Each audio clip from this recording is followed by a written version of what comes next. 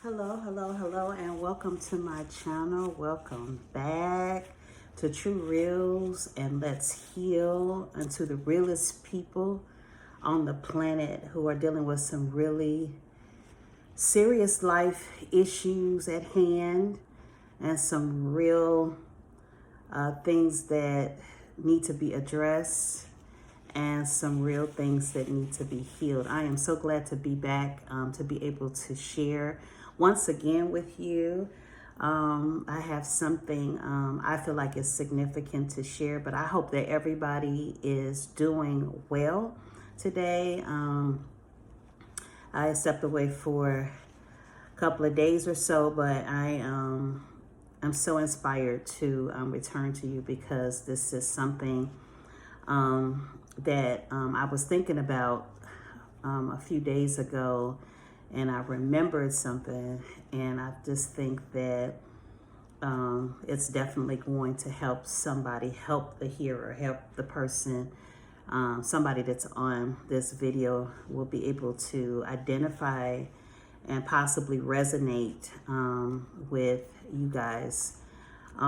So first of all, I had this dream, and I've been talking about my mom a little bit more with regards to some of the things that happened to her. For those of you that are new to the channel, you know, there were multiple deaths in my family. Most of these deaths were, you know, back to back within a span of a year to 2 years of time. So it's been, you know, something that's been really like trauma filled for, you know, everybody that has been connected to the loved ones that have passed away. So it has been really hard.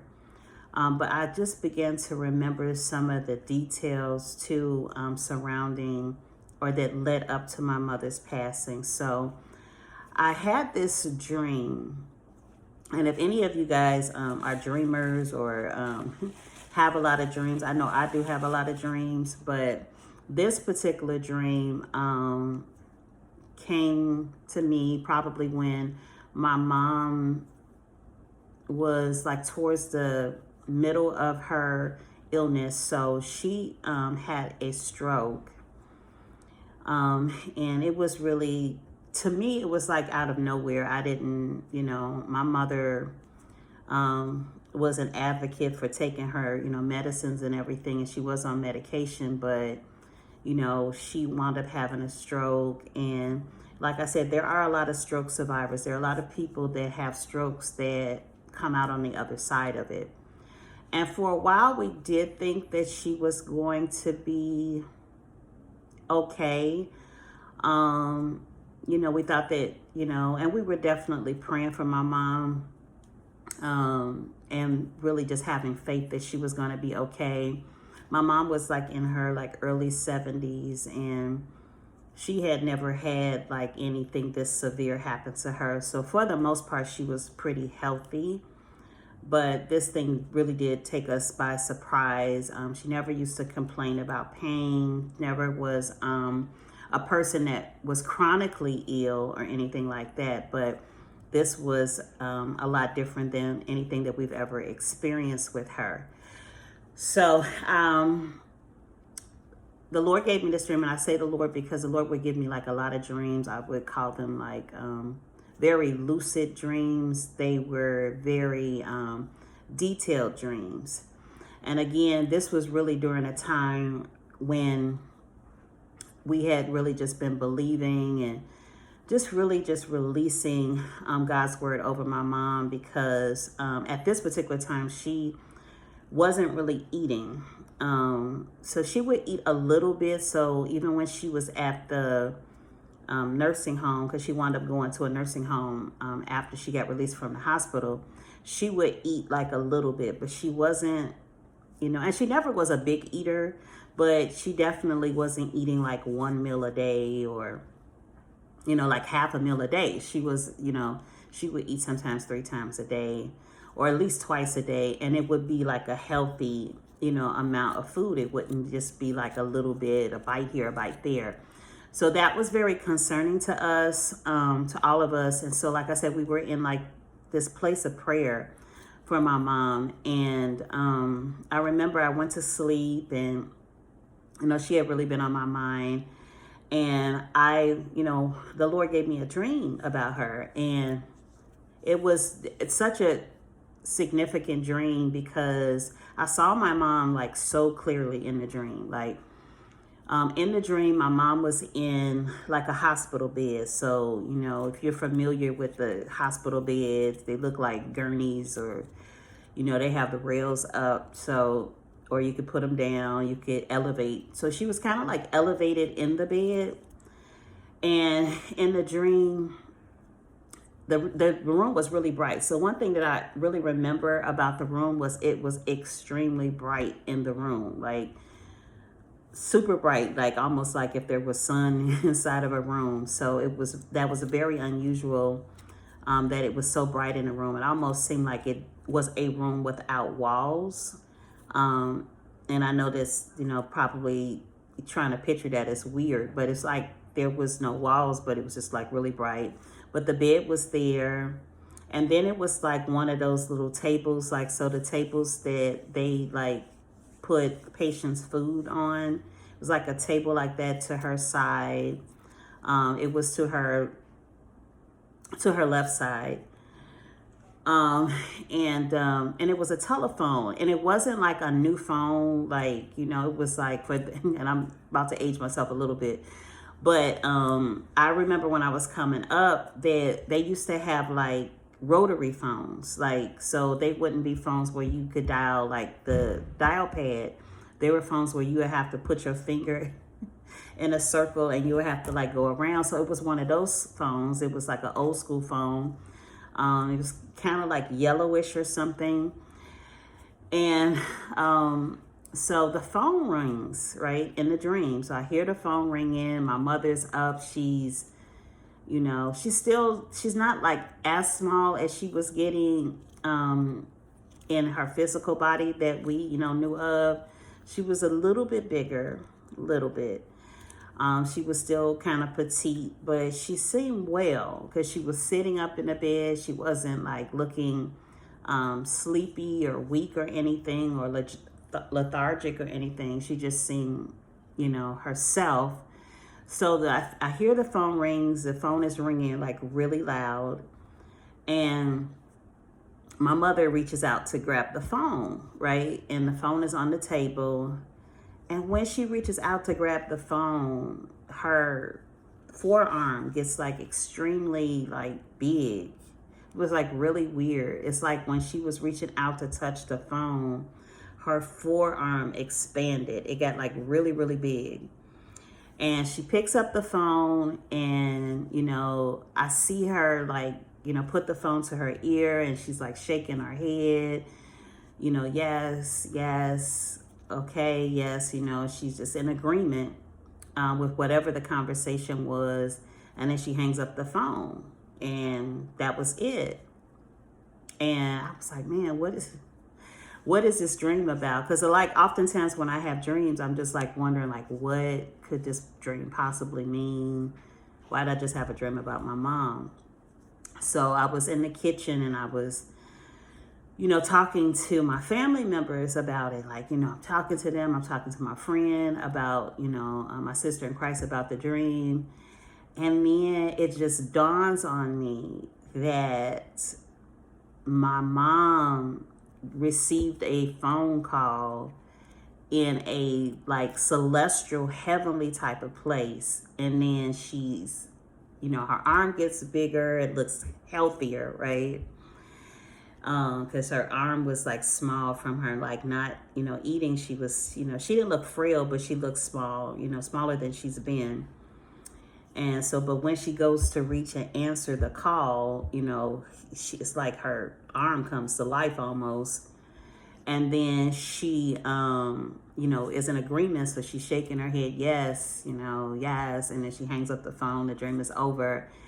And it dawns on me. And I remember being in my kitchen, and I was like, my mom just answered the call. Like, she's answering a call from heaven. Like she's answering, she's saying that she's in agreement, like she's being called home.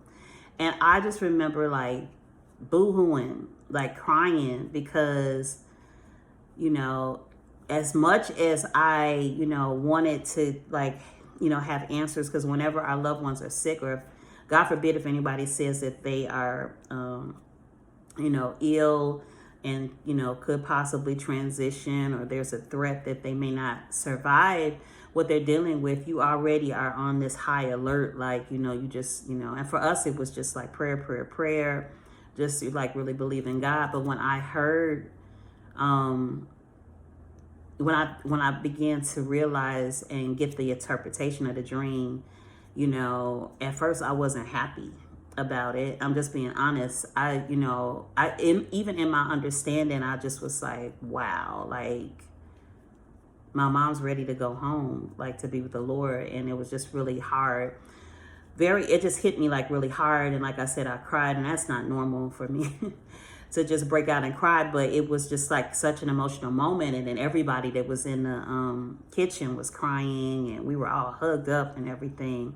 And I really wanted to share that, because I think that when we are dealing with these type of things, and I know that people have all types of circumstances. People have situations where, their loved one is dealing with like something terminal, or, like with my son, I didn't know that, what he was dealing with was gonna, it didn't seem like it was terminal. It didn't seem like that he would come. It didn't seem like there would be anything to prevent him from coming home to be back with us. Or like when, people, God forbid, get, die violent deaths, or some tragedy happens, like an accident or incident.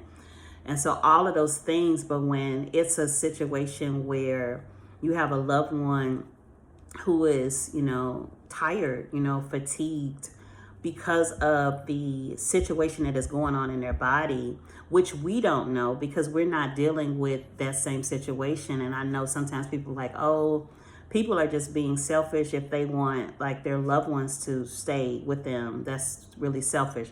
And I guess in a way you could look at it like that. But I do think that part of it is people do not want to even think about the possibility of their loved one not being there. It's one thing for them to be there and try to deal with, what's happening to them, and you being there to support them. It's a whole nother ball game when that person is not there at all. And so, and especially somebody that has been there for, a long time, or somebody that's always been like that person that's been your rock in the family, or that you've been so close to, or that you love, and care about so much, and so invested in them as being a part of your life. And then also sometimes people that you need, and that you feel needs you, right? And that you just desire to have by your side. So that was really hard. And I do believe that that's why I reacted the way that I did. And so I just wanted to share a couple of scriptures. I'm not going to be before you guys long.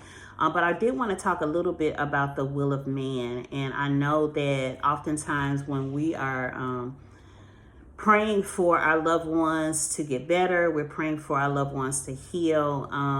One of the things that the dream did for me, it caused me to understand that we cannot usurp the will of man at any time. So you could pray for somebody, but it still has to be aligned with what they want. And it also has to be aligned with what God is saying at the same time. So everything has to be in alignment.